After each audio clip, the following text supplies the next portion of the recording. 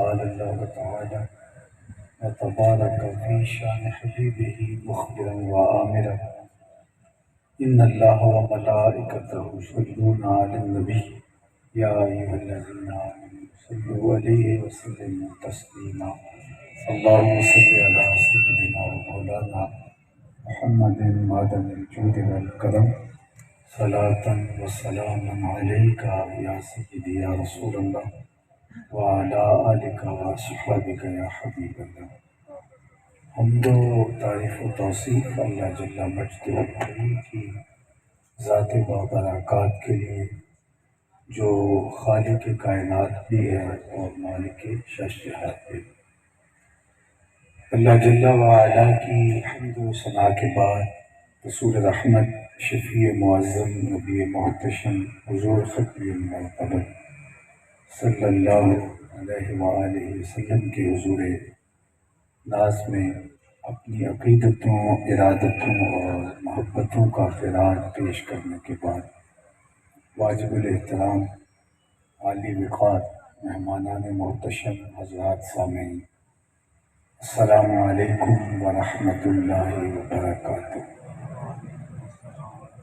مجھ سے قبل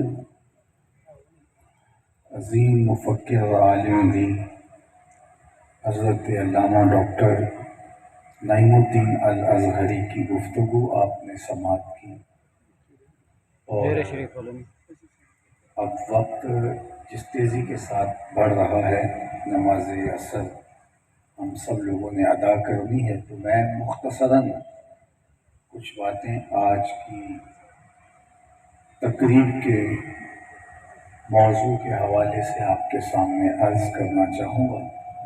اللہ تعالیٰ میری زبان پر کلمۃ الحق جاری فرمائے۔ جس شوق و ولولے کے ساتھ، جس محبت کے ساتھ یہ پنڈال سجایا گیا اور آپ دور و نزدیک سے چل کر تشریف فرما ہوئے، اس کی جزا اللہ آپ کو، اس سوسائٹی کے جملہ منتظمین کو اور ہمارے میزبان محترم رانا برادران کو نصیب فرمائے، اور ان کی اس کاوش کو اپنی بارگاہ میں قبول فرمائے۔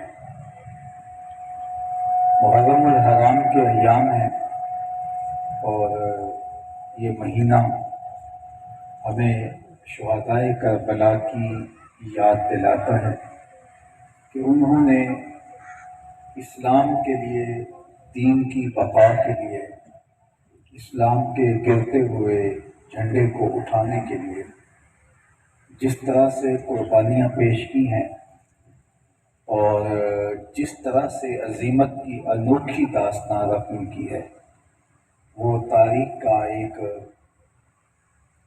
ایک ایسا روشن باب ہے کہ کائنات میں اس کی کوئی دوسری مثال نہیں ملتی۔ اذیتیں، تکلیفیں، آلام و مصائب، ساری چیزیں ایک ہی جگہ پہ جمع تھیں، اور حضرت امام حسین رضی اللہ تعالی عنہ اور ان کے رفقائے کار نے، اہل خاندان نے جس دلیری کے ساتھ، جس عظمت کے ساتھ اور جس شجاعت کے ساتھ یزید کا مقابلہ کیا، احقاق حق اور ابطال باطل کیا، آپ کو زمانے میں اس کی دوسری مثال کیا، اس مثال کے گھر تک پہنچتی ہوئی چیزیں بھی نہیں ملیں گی۔ تمام تر قوتوں کے باوجود یزید نے زور لگایا، امام حسین رضی اللہ تعالیٰ عنہ میرے ہاتھ پہ بیعت کر لیں، لیکن وہ استقامت کا کوہ گراں، انہوں نے کہا یہ کبھی نہیں ہو سکتا، بلکہ آپ نے جو تاریخ ساز جملہ ارشاد فرمایا وہ یہ تھا کہ مثلی لا یبایع مثلہ، میرے جیسا یزید جیسے شخص کی بیعت کیسے کر سکتا ہے؟ تو گویا وہ ایک لاحۂ عمل تھا قیامت تک آنے والے لوگوں کے لیے کہ وقت کے یزید کے ہاتھ میں تم کبھی ہاتھ نہیں دو گے، اور جبر سے کبھی مفاہمت نہیں کرو گے، ظلم کے ساتھ تمہاری کبھی مفاہمت نہیں ہوگی، چاہے اس کی قیمت کوئی بھی آپ کو پیش کرنی پڑے، جو قیمت احقاق حق کے لیے اور ابطال باطل کے لیے اور اسلام کے گرتے ہوئے پرچم کو بچانے کے لیے حضرت امام حسین رضی اللہ تعالی عنہ نے دی ہے، یہ قیمت ذرا دیکھیے کہ سب کچھ قربان کر دیا، بھائی، بھتیجے، بھانجے، اعیان و انصار و خاندان کے دیگر افراد، حتیٰ کہ اپنی جان بھی اللہ کے دین کی سربلندی کے لیے پیش کر دی۔ جن لوگوں کا خیال ہے کہ یہ اقتدار کی جنگ تھی، یہ دو شہزادوں کا ٹکراؤ تھا، حق اور باطل کا معرکہ نہیں تھا، ان کی خدمت میں یہ گزارش ہے کہ جو اقتدار کے حصول کے لیے لڑا کرتے ہیں تو وہ اپنے بیٹے اور اپنی جانیں تو نہیں مارتے، کیونکہ جان نہیں ہے تو اقتدار کس کے لیے ہے؟ اقتدار تو اپنے لیے ہے، اور جب اپنا آپ ہی نہیں رہے گا تو پھر اقتدار کیسے حاصل ہو پائے گا؟ تو حضرت امام حسین رضی اللہ تعالی عنہ نے اقتدار کے لیے نہیں بلکہ اقدار کے لیے یہ جنگ کی ہے۔ جو دین کی قدریں پامال ہو رہی تھی ان کو بچانے کے لیے یہ جنگ کی، اور دوسرے لفظوں میں یوں کہوں کہ یہ حسین ابن علی اور یزید کی لڑائی نہیں تھی، بلکہ یہ حسینیت اور یزیدیت کا ٹکراؤ تھا۔ کربلا کے میدان کے اندر آپ دیکھتے ہیں کہ حضرت امام حسین رضی اللہ تعالی عنہ اعیان و انصار سمیت اور خاندان سمیت کاٹ دیے جاتے ہیں، تو حسین ابن علی تو شہید ہو گئے، اور یزید جو ہے وہ فتح کے شادیانے بجا رہا تھا۔ لیکن اگر یہ لڑائی حسین اور یزید کی ہوتی تو پھر یہ کہا جا سکتا تھا کہ یزید جیت گیا اور امام حسین ہار گئے۔ یہ حسین اور یزید کی لڑائی نہیں تھی، یہ حسینیت اور یزیدیت کا ٹکراؤ تھا، اس لیے امام حسین خود شہید ہو گئے لیکن حسینیت زندہ باد ہو گئی، اور یزید خود تو تخت پہ براجمان رہا کچھ دیر کے لیے لیکن یزیدیت کا جنازہ نکل گیا، اور یزیدیت ایک گالی بن کے رہ گئی۔ آج یزید دشنام سے بھی بدتر گالی، دشنام اور گالی سے بھی بدتر لفظ بن کے رہ گیا، اور کوئی شخص اپنے آپ کو یزید کہلوا کے راضی نہیں ہے جو یزید کا حمایت کرنے والا بھی ہو، اس کو بھی یزید کہہ دے تو وہ گالی سمجھتا ہے۔ اگر کوئی شخص یزید کو حق پہ سمجھتا ہے اور وہ اس کا پرچار کرتا ہے کہ وہ درست ہے، اور معاذ اللہ لوگ آج ایسے موجود ہیں جو امام حسین رضی اللہ تعالیٰ عنہ کی نسبت بغاوت کی طرف کرتے ہیں، تو وہ جو یزید کے حامی ہیں اگر ان سے بھی کہہ دیا جائے کہ آپ یزید ہو تو وہ بھی سیخ پا ہو جائیں گے، گالی سے بھی بدتر اس لفظ کو بنا دیا۔ اور حسین ابن علی رضی اللہ تعالیٰ عنہ کا نام ایسا زندہ و روشن ہے کہ جب آپ کا نام آتا ہے تو سر فخر سے بلند ہو جاتا ہے۔ میں تو ایک زمانے میں کہا تھا کہ کیسا تمہارا لیڈر ہے جس کا نام لیتے ہوئے تمہیں شرم آتی ہے؟ یزید کا نام لینے سے قبل پہلے دائیں بائیں دیکھتے ہو، اور نام لینے سے پہلے شرمندہ، نام لیتے ہوئے شرمسار، اور نام لینے کے بعد پانی پانی۔ کیسا تمہارا لیڈر اور ہادی اور رہنما ہے جس کا نام لیتے ہوئے بھی تمہیں شرم آ رہی ہوتی ہے، اور ہمارے لبوں پہ جب نام حسین آتا ہے سر فخر سے اونچا ہو جاتا ہے۔ فخر کا دل میں دریچہ باز کرنا چاہیے، جن کا تو آتا ہے ان کو ناز کرنا چاہیے۔ تو ہم اس بات پہ ناز کرتے ہیں کہ ہم حسین والے ہیں، اور آج صدیاں گزرنے کے بعد وہ جو خون پیش کیا تھا اس کی سرخی بڑھتی ہوئی ہم دیکھتے ہیں۔ اللہ اکبر، تا قیامت کرتے استبداد کر، موج خون چمک ایجاد کر۔ اقبال نے کہا تھا کہ قیامت تک امام حسین رضی اللہ تعالیٰ عنہ نے جبر کا، ظلم کا، ناانصافی کا، سفاکیت کا راستہ روک دیا اور اپنے خون تازہ کے ساتھ ایک چمن آباد کر دیا۔ ماں سے بلّہ مسلمان بندہ نیز، پیش فرعون سرش افگندہ نیز۔ اللہ اکبر، آپ نے یہ بتایا کہ مسلمان اللہ کے علاوہ کسی کا غلام نہیں ہے، کسی کا بندہ نہیں ہے، اس کا سر کسی فرعون کے آگے کبھی نہیں جھکتا۔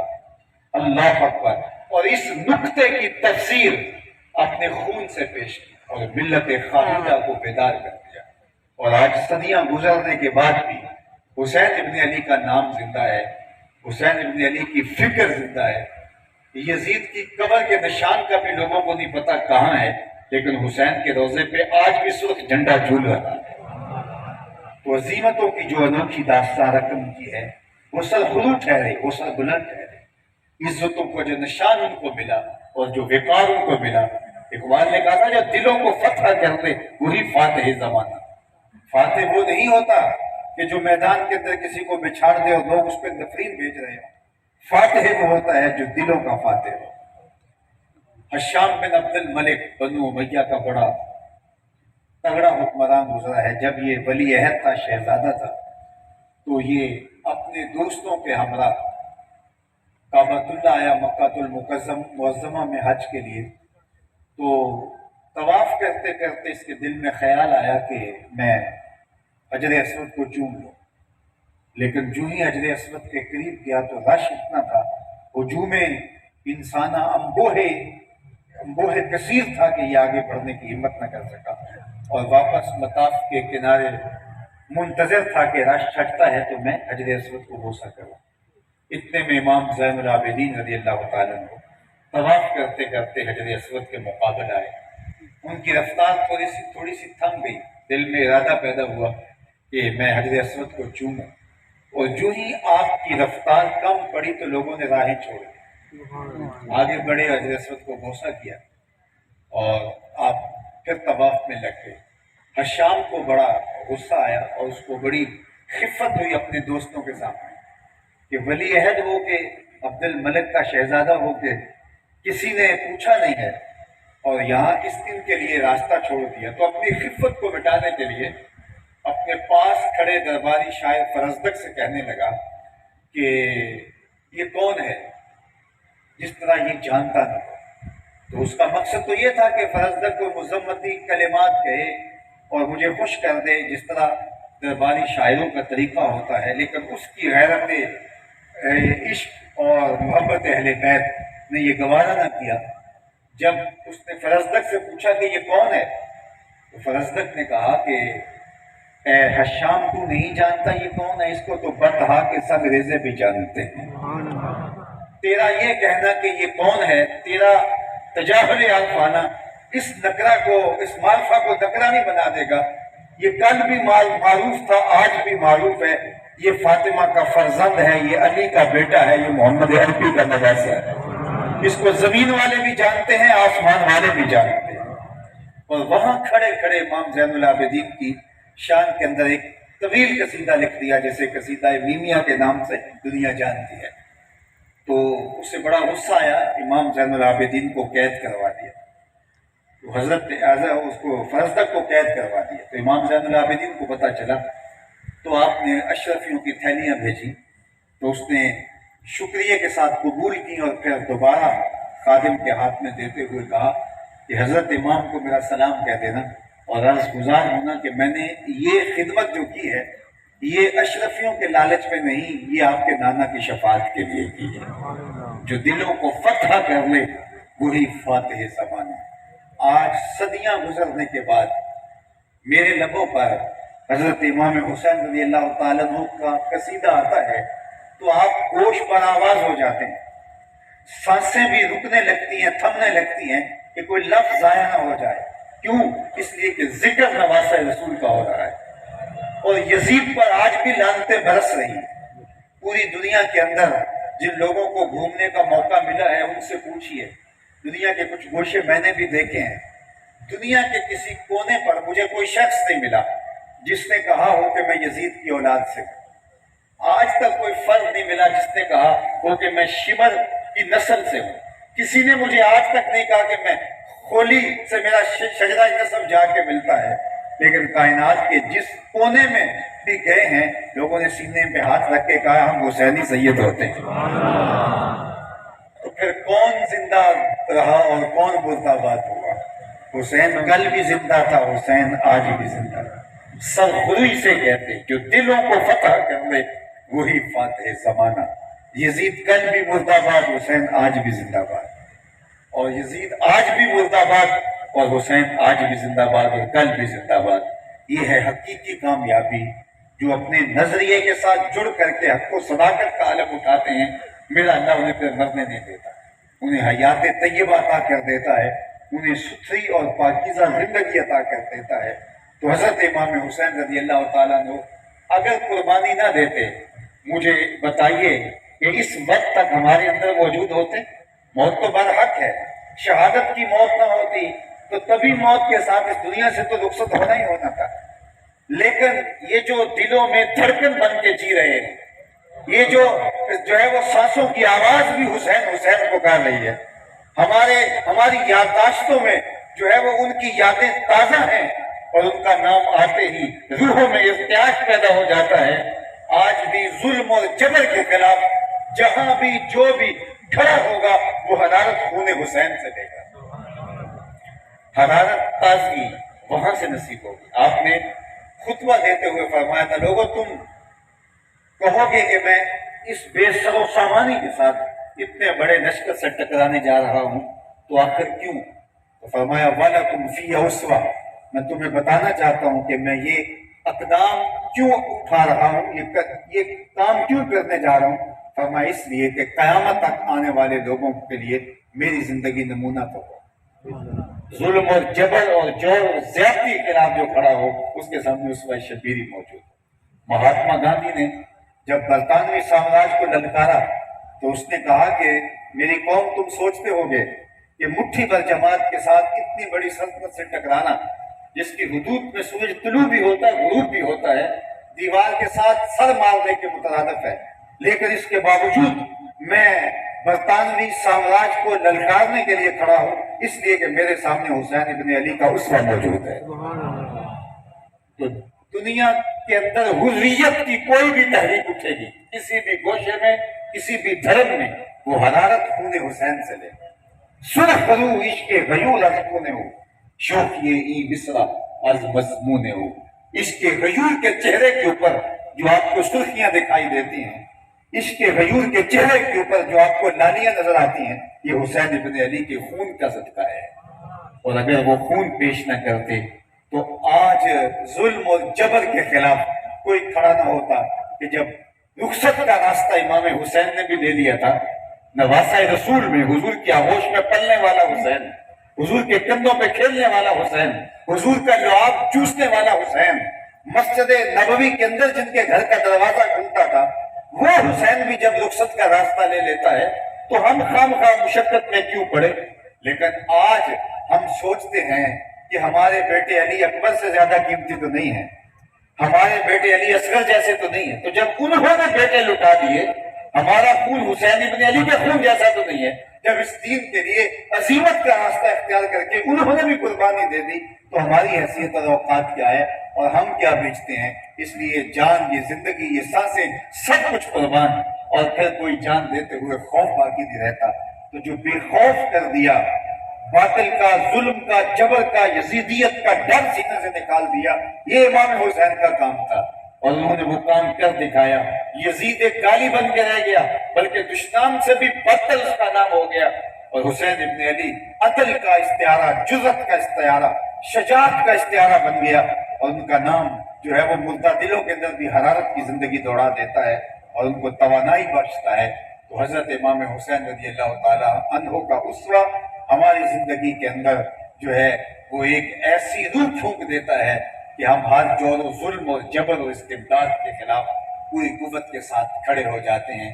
تو آئیے میں اور آپ حضرت امام حسین رضی اللہ تعالیٰ عنہ کے اسوہ نور کو اپنی روحوں میں جذب کریں، اپنے باطن کو ان کے اسوہ کے نور سے منور کریں، اور ہر ظلم، ہر جبر، ہر جور کے خلاف پوری قوت کے ساتھ کھڑے ہونے کی اپنے اندر ہمت اور استعداد پیدا کریں۔ یہی پیغام ہے حضرت امام حسین رضی اللہ تعالی عنہ کی شہادت کا اور ان کی اس عظیم قربانی کا۔ اللہ تعالیٰ جل شانہ کی بارگاہ میں دعا ہے کہ اللہ ہم سب کو اسوہ شبیر پہ عمل کی توفیق عطا فرمائے۔ جس طرح کہ رانا صاحب نے اعلان کیا کہ یہاں المصطفیٰ اسلامک سینٹر بننے جا رہا ہے، تو جگہ بھی وقف ہو گئی اور اس کے لیے نقشہ بھی تیار ہو کے جو ہے وہ آ گیا ہے۔ تو اب اس کی تعمیر میں آپ نے ہر شخص نے اپنی ہمت کے مطابق شامل ہونا ہے۔ اللہ اس کا بہتر اجر صلہ آپ کو عطا فرمائے۔